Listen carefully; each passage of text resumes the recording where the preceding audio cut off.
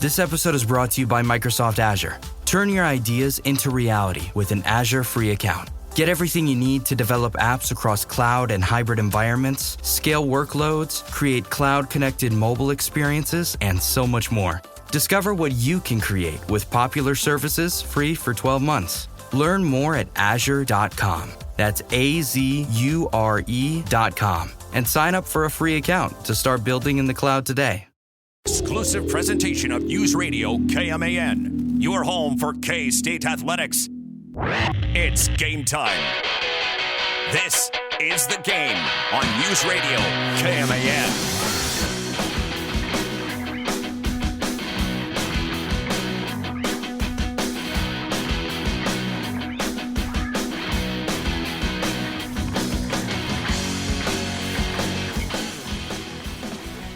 Two more days, K-State fans. 2 more days. Bill Snyder Family Stadium will be packed with 50,000 plus, and we kick off the 2024 season of K-State football, 2 days and 2 hours away. Welcome to the game. I'm Mitch Fortner, flying solo right now.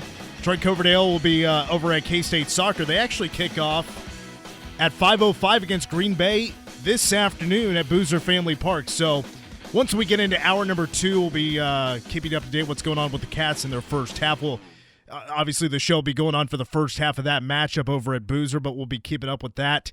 And also coming up in hour number 2, with football being officially back, that means Curry Sexton. Talking to him weekly will be back every week. The former K-State Wildcat wide receiver, one of the last 1,000-yard receivers we've had here at K-State back in the 2014 season. He'll be joining us, and of course, he's the man with Wildcat NIL. And we'll get an update on what's going on with Wildcat NIL, the latest events coming up, and really just the latest success of Wildcat NIL. It was that first press conference after the regular season for K-State when Chris Kleiman said, we now need to start investing more in NIL to take it more seriously.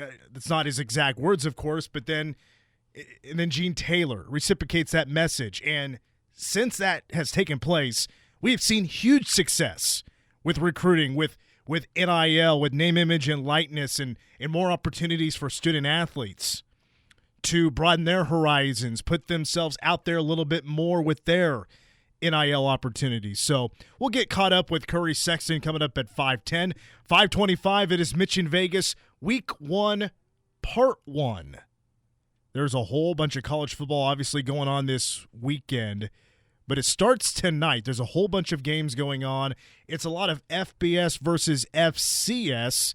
A couple of big games on the docket, including over in Boulder, Colorado.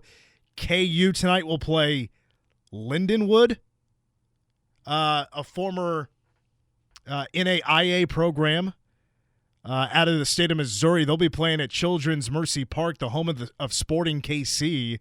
And they'll be kicking off at 7 o'clock.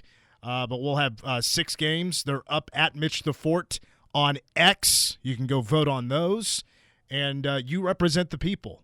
The people are in competition with AJ, Troy, and myself.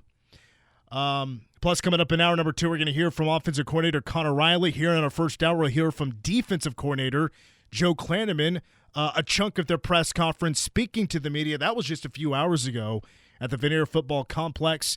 Our prediction today: does K-State make the college football playoff? I mean, there's a chance when you play in the Big 12, just by getting to the Big 12 championship game is a possibility to make it to the college football playoff without winning the game. Now, slims the chances, but of course, if you win the Big 12 championship, that just about almost completely guarantees a spot in the top 4 seeds and get the automatic first-round bye of the college football playoff. Here in just a second as well, actually leading off the show, we're going to preview UT Martin as we are going to speak with Davis Gregory. He is the lead play-by-play voice for the Skyhawks. He's pretty young. He's only been in that job for a couple of years, and he already finds himself at 24 years old, a young pup, to be one of the lead voices there at the FCS level. So good for him. We'll get a preview on UT Martin in just a moment. The Big 12 earlier today released a new promotional video, basically just pumping up the Big 12 brand and also really telling a story and really showing off the growing relationship between the Big 12, Brett Yormark, with Triple H in the WWE. If you've listened to the show, you know I'm a big pro wrestling fan. I have been my whole life. Don't really watch a whole lot of WWE anymore. I moved on to more AEW stuff. But everybody in that video was very recognizable, in my opinion, at least from what I know about the WWE these days. CM Punk, Jey Uso, Braun Breaker, The Miz, John Kurt's favorite guy, The Miz, was a big part of that as well. So we're seeing now on display a bigger relationship with one of, honestly, and this, you may snicker at this a little bit, the Big 12 showing off its relationship with literally one of the biggest brands in the world, the WWE. It really is. It is one of the biggest brands in the world. They're one of the only few that, that sticks its flag here in the United States for home base that has such a brand around the world. And with that relationship with the WWE, that could very well extend the Big 12's brand around the world. So that started last year. I mean, The Undertaker, who doesn't know The Undertaker, he awarded the MVP of the Big 12 championship game last year, which it just happened to be to his Texas Longhorns. Presented, I can't remember who it was, if it was Quinn Ewers, with the MVP championship belt. I think that's a pretty cool – actually – not only do I think it's pretty cool, I think we all agree it is really cool that now the MVP championship is a championship belt.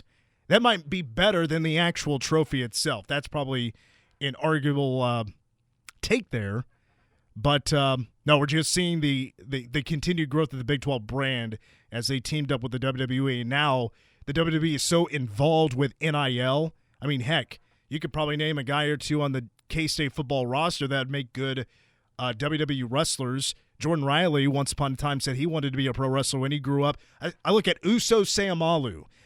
There's a Samoan dynasty in professional wrestling. I think Uso Seumalo would make a great professional wrestler. Well, they're very involved with NIL as well. So that's a very healthy relationship for the Big 12. They can definitely help each other out with brand and exposure. All right, let's get to our first guest of the day. Again, we have Curry Sexton coming up at 5:10. Now let's take a look at UT Martin, the Skyhawks, who have won 3 straight championships, conference championships in the Ohio Valley Conference, and then last year merging with the Big South. It's now the Ohio Valley Big South Conference, but they've won 3 straight conference championships, and they will be coming into Manhattan on Saturday. And earlier today, I got to catch up with the lead play-by-play voice with the Skyhawks of UT Martin, and that is Davis Gregory.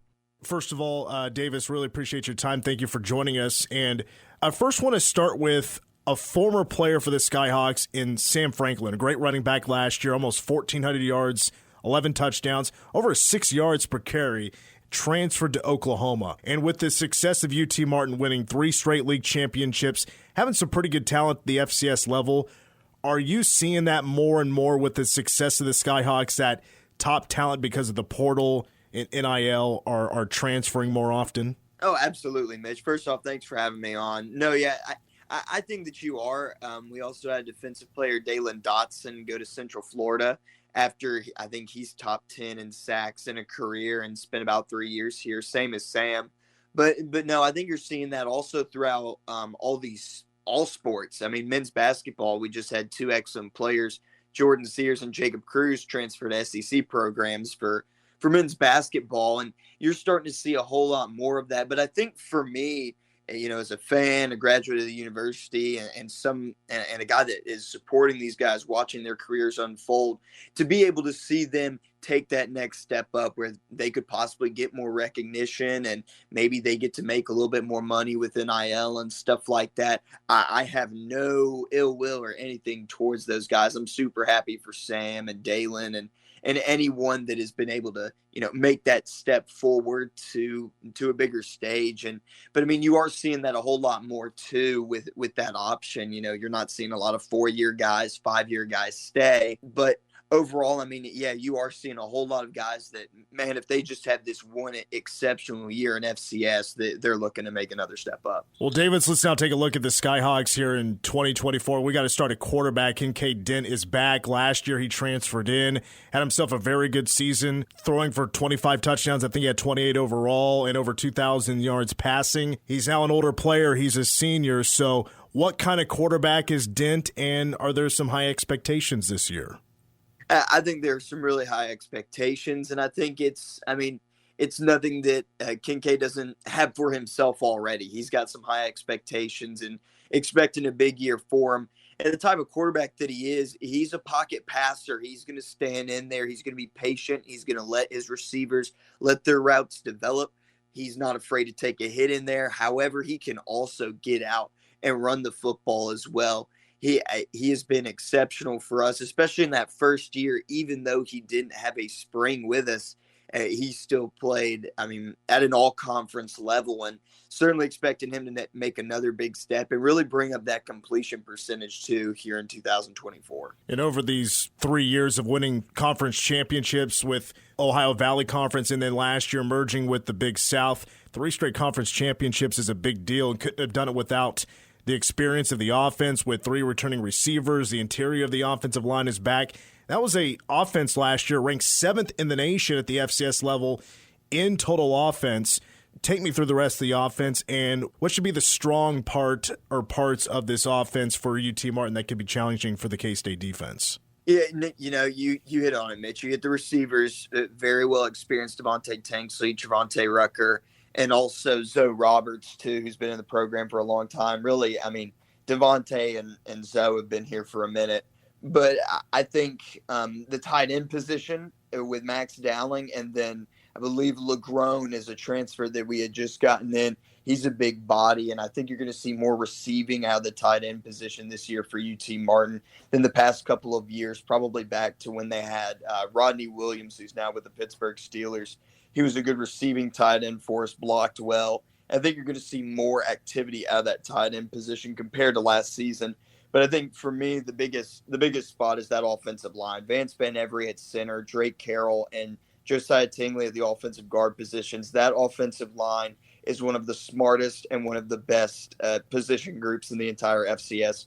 Those guys, they know exactly what they have to do each and every Saturday. They know how to adapt. They know how to change on the spot for any type of game plan or anything the defense is throwing at them. They protect Kincaid well, and they really open up some great holes for the running backs too. I think that's probably the position or the positions I'm most excited about is how that offensive line has grown since last year where, you said it, they really controlled the line of scrimmage and enforced their will on defenses. Speaking with the lead play-by-play voice for the UT Martin Skyhawks and Davis Gregory, let's flip over to the defense. I got a couple of questions just about them as a whole. That's returning 5 starters. K-State is returning 8 starters. They got a ton of depth, and this could potentially be the deepest defense that Chris Kleiman has had now entering his 6th season at K-State. With this defense, you're replacing more guys. So where do you feel like the strengths are, and what questions do you have about the defense going into game 1? And yeah, I'll go ahead and I'll start with the questions that I have. I'm probably looking at the defensive line.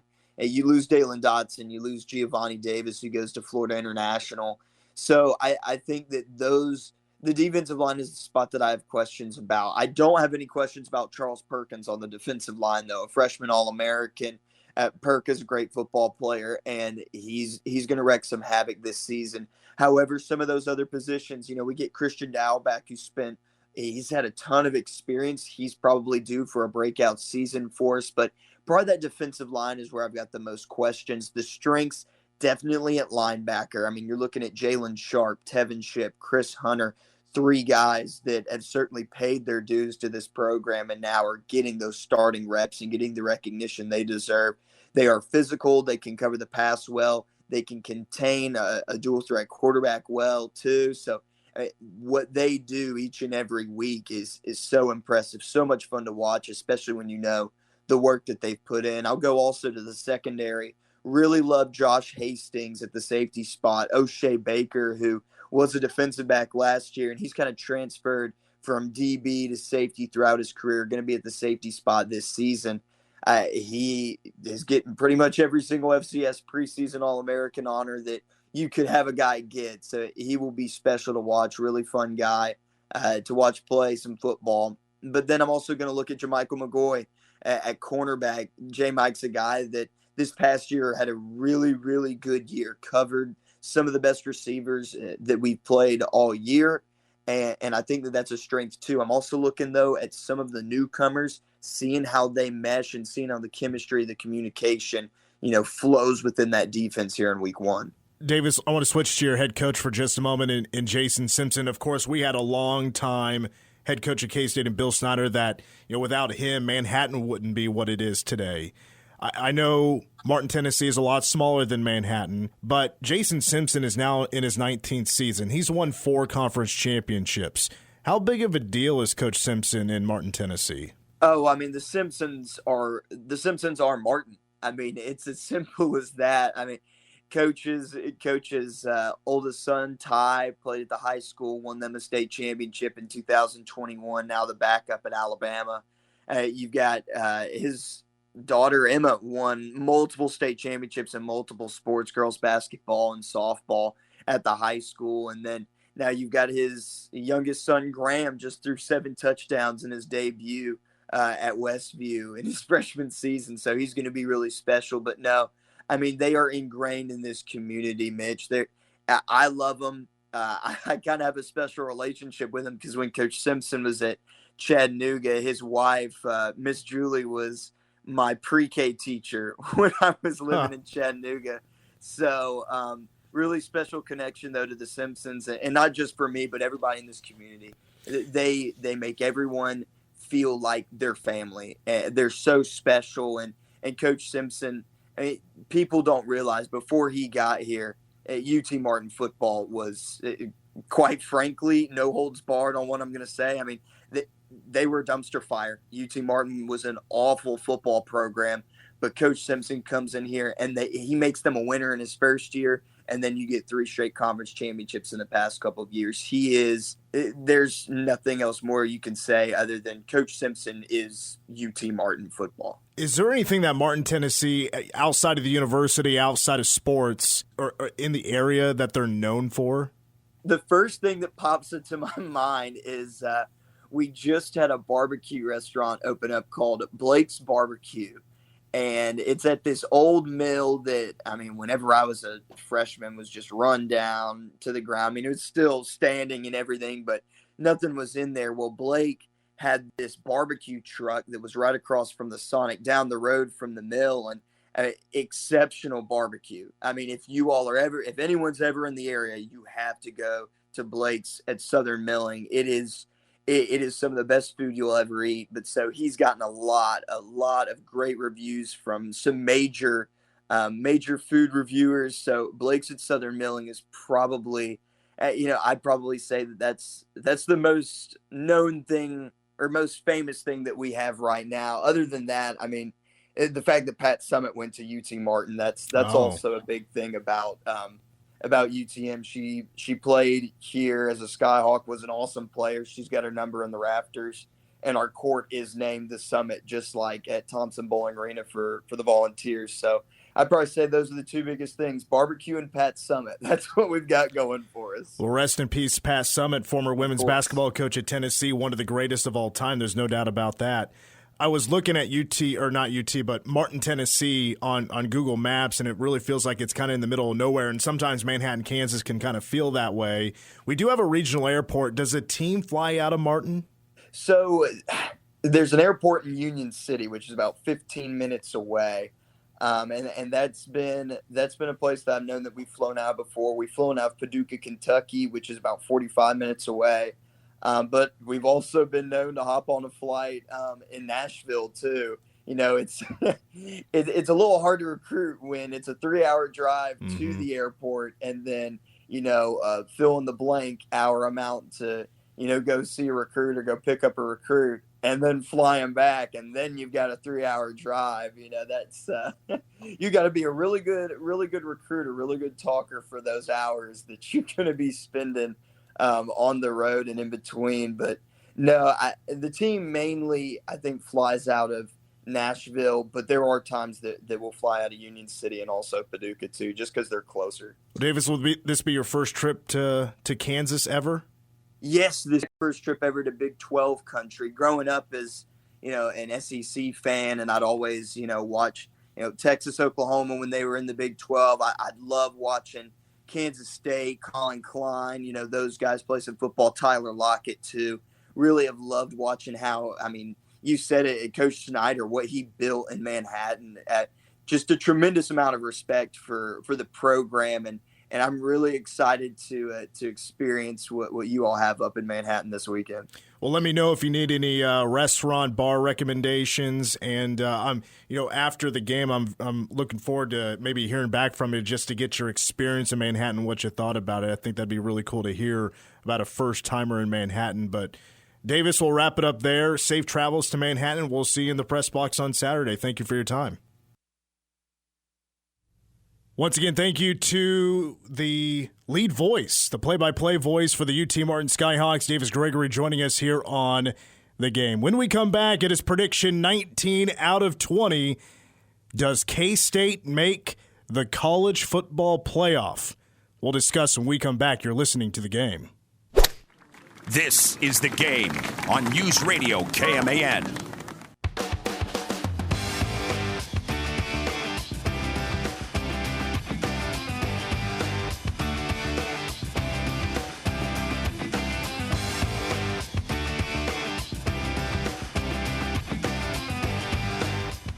All right, by my count, I think 17 Wildcats made NFL rosters.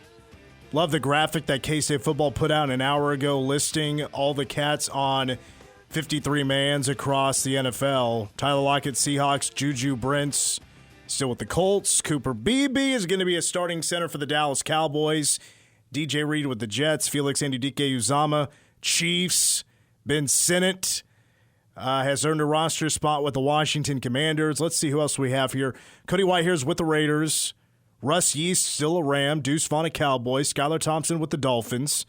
Dalton Reisner is with the Vikings. Also with the Vikings is Malik Knowles. Byron Pringle's with the Commanders.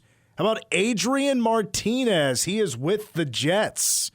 Cornelius Lucas, he's been in the league for a while now. He's also a Commander, so you have 3 Wildcats with the Commanders. KT Leviston is with the Rams.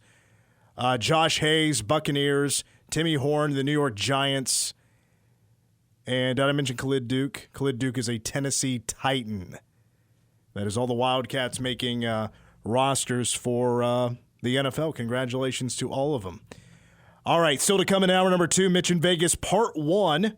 The vote is out right now at Mitch the Fort on X, Twitter, whatever you want to call it. I'm trying to be better and calling it X. But 6 games are up. A lot of big lines tonight. I think there's no game we're looking forward to most than seeing Colorado play North Dakota State. That starts at 7. That'll be on ESPN. You also have North Carolina at Minnesota. I think they also start at 7 on Fox. Another notable game here, Tulane is playing tonight. They will host Southeast Louisiana. Should be a blowout for the Green Wave.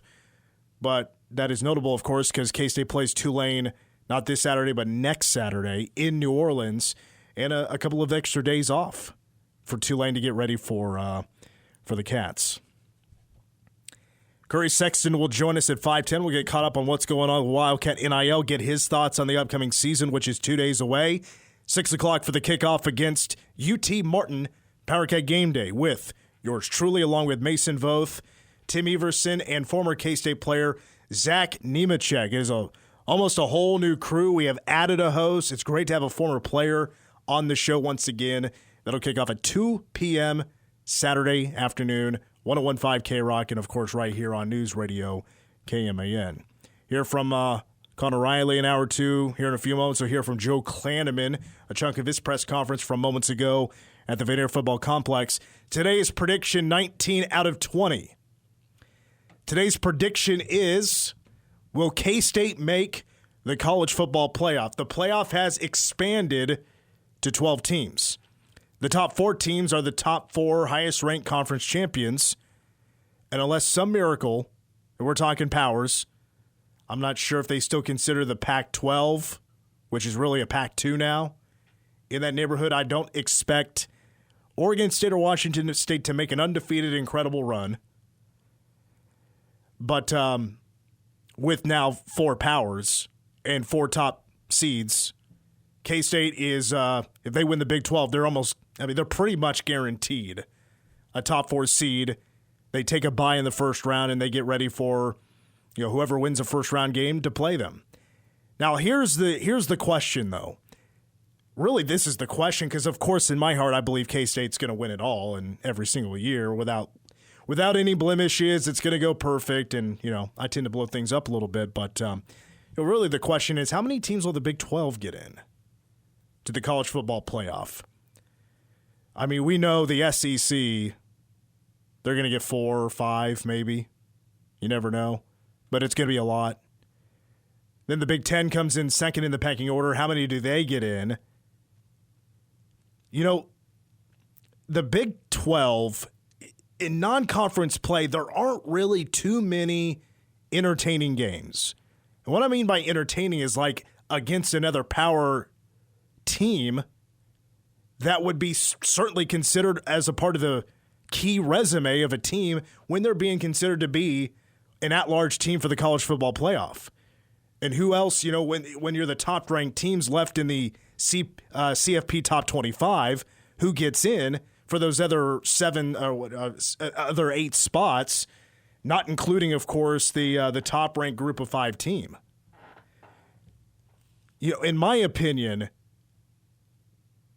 if the Big 12 can get 2 teams in, you can't finish the regular season any worse than 10-2. Any worse. And then I think you have to win the Big 12 championship. That's the feel right now, the way things are set up. I don't see the Big 12 getting more than 2 in. Unless the Big 10 and SEC can just beat themselves up like crazy. But odds are that's not going to happen. Most likely you're going to have at least 2 or 3, maybe 4, coming down to tiebreakers on who gets into the SEC championship. And a 2-loss SEC team is going to get in almost every time over a 2-loss Big 12 team. So you got to hope for a lot of chaos in the Big 10 and SEC. So I see the Big 12 getting no more than 2 in. Heck, everybody projecting college football playoffs, which we'll do tomorrow, have only one Big 12 team getting in, and that's the champion. So win the conference, you're in. And that's where I have K-State. But 10-2, you hope you win the Big 12 championship. 11-1, you can maybe afford to lose it. But then I think it still comes down to, what happens to other conference championships? How much is that going to be considered by the committee and, and resume and so forth? AJ, do you have the Cats making the college football playoff in 2024? So I just want to clarify first. We're predicting the entire college football playoff tomorrow? Tomorrow. Oh, boy, that's going to take me a minute to figure all that out. Me too. Yeah. Well, the thing is, you've already predicted your conference champions, so you're a third of the way there. Yeah. I would say it depends on if K-State can win the Big 12. If they win the Big 12, I think it's a go. They're going to get in. In general, right now, I'm going to say no, simply because I just don't know who's going to win the Big 12. But put me down in the I have to see category. That's honestly where I'm at right now. If K-State wins the Big 12, I agree with you. I think they're in. And it's funny because I was listening to John Kurtz talk about it a little bit last night. But go ahead, sorry. No, go ahead. Well, finish what you want to say. John Kurtz was talking about this last night about how, there's a possibility only one team gets in and it's a 9 seed, and then, what's the whole purpose of it, blah, blah, blah, blah, blah. If 2 teams can get in from the Big 12, that'll at least feel better. But it's going to be really difficult to see if the Big 12 gets 2 teams in because of the bias you said for the SEC, the bias for I'm going to say the Big 20 now because that's essentially what it is. So there's just a lot of questions that I think have to be answered in order to get in there. But if K-State can win the Big 12, they're in. All right, sorry, you can go ahead. My apologies. Well, and shout out to John Kurtz, love his YouTube channel, making those buku bucks. Now, like go back 2 years ago, K-State won the Big 12 as going into that game a 9-3 team. They lose that game, they're done. They're not getting into the college football playoff. But even as a 10-win team getting in that and losing in the Big 12 championship game to an undefeated team, I mean, even at that point, K-State is on the bubble. Fingers crossed they get an 11 seed, at that point. But I think K-State went in that game ranked 10th. They were 10th, yes. So TCU was 3rd. But if you're 10-2, you're going to be a little bit higher ranked than 10. Yeah. But you're looking at maybe, I don't have to go back and look at what the top 25 was at that point. But you lose that game, you don't go to overtime, and you lose in regulation, and boy, you drop. And considering the group of 5 highest ranked gets in, well, you're really hoping, depending on the ranking is, K-State would still have a shot to get in, but you're a bubble team at that point. If they had lost the game or had they won? If they had lost the game. Okay. You would there's a lot of scenarios that point in that direction that if you're the team that loses the Big 12 championship game, and who knows who finishes in 3rd and what kind of spot they're in without playing the conference championship game, and if they're highly ranked as well, can they sneak in and move past that team? That's a possibility as well. The thing is, though, a lot of scenarios, if the Big 12 were to get in 2 teams, the second one is possibly a bubble team. Or they're the higher-ranked team going into the Big 12 championship and they lose the conference championship. There's your other scenario. So it's definitely not impossible. I think there's an okay chance that the Big 12 can get 2 in. But I think a lot would have to go right. The only team that has outside of conference play that has a pretty solid non-conference to help them out, West Virginia, who will play Pitt and Penn State in their non-conference slate. They'll play 2 powers in the non-con. So when K-State beat TCU that year, they actually went down 1 spot going into that week for the Sugar Bowl. They were ranked 11th after they beat TCU. So in the CFP poll? Yeah. Actually, in the CFP poll, they went up 1. In the AP, they dropped 1. I apologize. Yeah, they went up 1 in CFP. As I say, because when you get halfway through or whatever week it is, 7 or 8, 9, whatever it is, your AP pulls out the window. It's all about the CFP. Gotcha. Yeah, that's my bad. Sorry. But yeah, I do absolutely think if K-State wins the Big 12, they're in the college football playoff. That's just, though, moving to 12 teams now opens the door for so many to now say, wow, we can have our most special season ever, like a K-State. If they can make the college football playoff, you have the blessing of winning the Big 12, you get that first round bye. There's so many scenarios.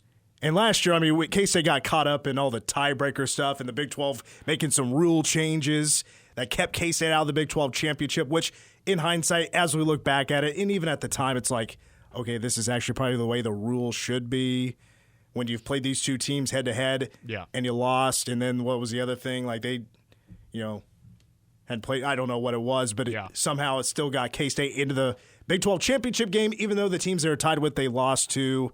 Yeah, it was the right thing to do, I guess. It just didn't feel right that way you're changing rules with a couple of weeks to go in the season. TCU that year did not even drop down at all after they lost that game. No. And but granted, remember, they were undefeated. Yeah. Yeah. And I agreed with that. I remember Chris Kleiman saying in the postgame of the Big 12 championship game, that TCU team deserves to get in the college football playoff. They should be in that 4. And they ended up going to the national championship that year. So I'm trying to remember. Yeah, it was Michigan, TCU, Georgia, who everybody thought had it all, and then Ohio State. Ohio State got in, and everyone was saying, why did Ohio State get in? They lost the last game to Michigan. And this year it was a similar situation. They lost the last game to Michigan, but they didn't get in this year because the college football playoff was a little more, let's say a little more top-heavy this year. That year was a fun year for college football for sure, though. I remember I was on Bourbon Street. Yeah. During the semifinals of the college football playoff, because K-State played in the Sugar Bowl that morning, kicked off at 11 a.m., and then going out for New Year's Eve celebrations and I think it was at 11 p.m. Central. I think it was midnight on the East Coast. Mm-hmm. That Ohio State just shanked. What was it, a game-winning field goal? It was like a 90. It's like not 90. It was like a 57-yard field goal. I can't remember if it was to win the game or to tie it, but I remember that because I was watching that game. That was a fun. The two semifinal games were the same day. Michigan lost to TCU 51-45, and I think Ohio State lost like by 1. Let me make sure I'm correct on that. They lost 42-41. So crazy, great day. All right, let's take a break. Cats, of course, have a shot to get into the college football. They're K-State, blue blood program.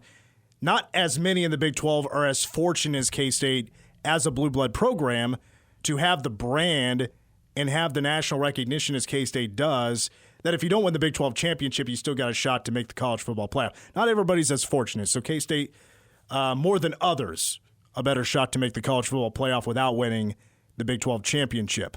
Let's hear from K-State defensive coordinator Joe Klanderman when we come back on the game.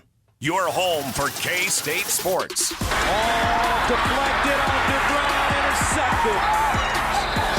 It's gone from bad to worse for West Virginia. First interception of the year for Geno Smith. This is The Game on News Radio KMAN. Speaking with defensive coordinator of K-State, Joe Klanderman. How good is this group of safeties? Very talented. I guess it remains to be seen. We got to do it on Saturday, but we've got incredible speed, very football smart kids, great personalities, great. Not that always translates, but it does. I think when I say that, I think they can handle adversity, they can handle hard coaching, they can handle good times, and yeah, I'm excited to unleash the crew. How much further along is Austin remain compared to any time last year? Night and day. Unbelievable night and day. Yeah, from a body is better, but confidence is where he needed it. He came in this spring early as an early enrollee, so but he had a hand injury.